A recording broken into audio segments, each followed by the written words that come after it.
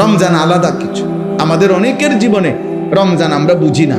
রমজান মানে অতিরিক্ত বুট মুড়ি পেঁয়াজু আলুর চপ, এই না। রমজান মানে এইটুকু, বরং একজন মুমিনের জন্য অনেক বড় পাওয়া, অনেক বড় চাওয়া মাহে রমজান। এখন 6টি মোটা মোটা নতুন অতিরিক্ত ইবাদত, সেটা কি? 1 নাম্বার রোজা, 2 নাম্বার তারাবি, 3 নাম্বার ইফতার, 4 নাম্বার সাহারি, ওই যে শেষ রাত্রে যে খায় সাহারি, 5 নাম্বার এতেকাফ, 6 নাম্বার শবে কদর। এই কয়টা হলো? 6টা। এই 6টা বিষয় নতুন অ্যাড হয় রমজান মাসে। রোজা, তারাবি, ইফতার, সাহারি, এতেকাফ, শবে কদর।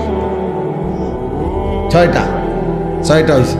রোজা বলেন, তারাবি, ইফতার, সাহারি, এতেকাফ, শবে কদর। এই কয়টা হলো? 6টা। 1 নাম্বার হলো রোজা। রমজানকে উপলক্ষ করে মহান আল্লাহ পাক রব্বুল আলামিন আমাদের জন্য 1 মাস রোজা ফরজ করেছেন। ফামান শাহিদা মিনকুমুশ শাহরা ফালিয়াসুমহু। আল্লাহ তাআলা বলেন, প্রত্যেক ইমানদার, তোমাদেরকে বলছি, প্রাপ্তবয়স্ক, আকেল, বিবেকবান, পাগল, মস্তিষ্ক বিকৃতি নয়, এবং ইমানদার মুসলমান, বিবেকবান, প্রাপ্তবয়স্ক, তোমাদের প্রত্যেকের উপরে, পুরুষ বা নারী, যারাই রমজান মাস পাবে তাদের জন্য এই মাসের রোজা রাখা ফরজ। এই মাসের রোজা রাখা কি ফরজ। কেউ যদি প্রচন্ড অসুস্থ হয়, কেউ যদি লম্বা পথের মুসাফির হয়, কেউ যদি অতিশয় বৃদ্ধ হয়, ইত্যাদি বিভিন্ন পরিস্থিতিতে আলাদা আলাদা হুকুম, মাসিক ঋতুস্রাব হয়, বাচ্চা জন্মগ্রহণ করে, এরপরে পেটে বাচ্চা আছে, গর্ভবতী নারী, অথবা বাচ্চাকে দুধ পান করা, ইত্যাদি ইত্যাদি আলাদা আলাদা যেদি যা আছে সেটা ওলামায়ে কেরাম থেকে জেনে নেওয়া দায়িত্ব, যে আমার এই সমস্ত প্রতিকূল ভিন্ন কোনো পরিস্থিতিতে রোজার হুকুম কি, তো সেটা উনি জেনে নেবেন। ওগুলোর জন্য আলাদা আলাদা কোরআন এবং সুন্নাহর মধ্যে ওলামায়ে কেরামের নিকটে বিস্তারিত মাসআলা বর্ণনা আছে। তাহলে মূল বিষয় হলো, প্রত্যেক প্রাপ্তবয়স্ক মুসলমান বিবেকবানের উপরে রমজান মাস এসে পৌঁছলে, মানে হায়াত পাইলে, রোজা রাখা কি? কথা বলেন না, ফরজ। ফরজ এটা।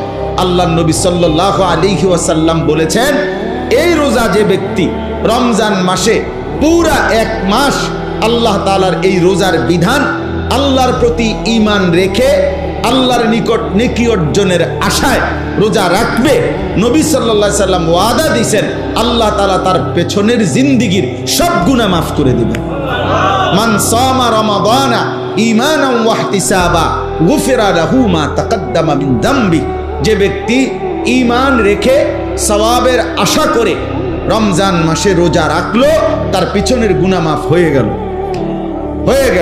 আল্লাহ নবী সাল্লাল্লাহু আলাইহি ওয়াসাল্লাম বলেছেন, আল্লাহ তাআলা নবীজিকে শুনাইছেন যে, বন্ধু, বান্দার সব আমল সে নিজের নেকি অর্জনের জন্য করে, কিন্তু রোজা শুধুই আমি আল্লাহর মহব্বতে রাখে। আমি নিজে ওয়াদা দিলাম, প্রত্যেক রোজার বিনিময় আমি আল্লাহ নিজে তাকে দেব। তাহলে অনেক ফজিলত, অনেক ফজিলত। সবচেয়ে বড় লাভ হলো, আল্লাহ তাআলা বলেন, 1 মাসের রোজার বরকতে লাআল্লাকুম তাত্তাকুন, আমি আল্লাহ আমার প্রতিটা ঈমানদার বান্দাকে মুত্তাকি বানিয়ে দেব, গুনাহমুক্ত এক জীবন তার জীবনে আমি গড়ে দেব, বিনিময়ে সে জান্নাতি হয়ে যাবে। তাহলে সংক্ষেপে বললাম, 1 নাম্বার হলো রোজা। এজন্য দোস্ত, নওজোয়ান ঠাট্টা করে, মস্কারি করে, খামখেয়ালি করে, বয়স্ক বাবা, মাঝ বয়সী ভাই রিক্সা চালায়, অটো চালায়, দোকানদারি করে, মাটি কাটে, অথবা গার্মেন্টস মিল ফ্যাক্টরিতে কাজ করে, অথবা বন্ধু বান্ধবদের আড্ডায় পড়ে, এমন অনেক আছে শুধু শুধু খামখেয়ালি করে। উনি আগের থেকে বুঝছে আমি পারতাম না, এই সমস্ত কথা বলে রোজা রমজান সে পালন করে না। সে এই গোপনে চুরি করে, চালাকি করে, কৌশল করে খাইয়া ফেলে। হ্যাঁ, আমার ভাই, আপনি আপনার বিবির কাছে হয়তো বললেন আমি পারতাম না, তা আপনার বিবি কাছে আচ্ছা তাক খাইয়ালান, আপনারা গ্রামবাসী কিছু বলতে পারলো না, কেউ দেখলো না, কেউ শুনলো না, কিন্তু যিনি আপনার আমার হিসাব নিবেন সেই মহান আল্লাহ পাক রব্বুল আলামিন, তার থেকে আপনি জবাব দিবেন কিভাবে?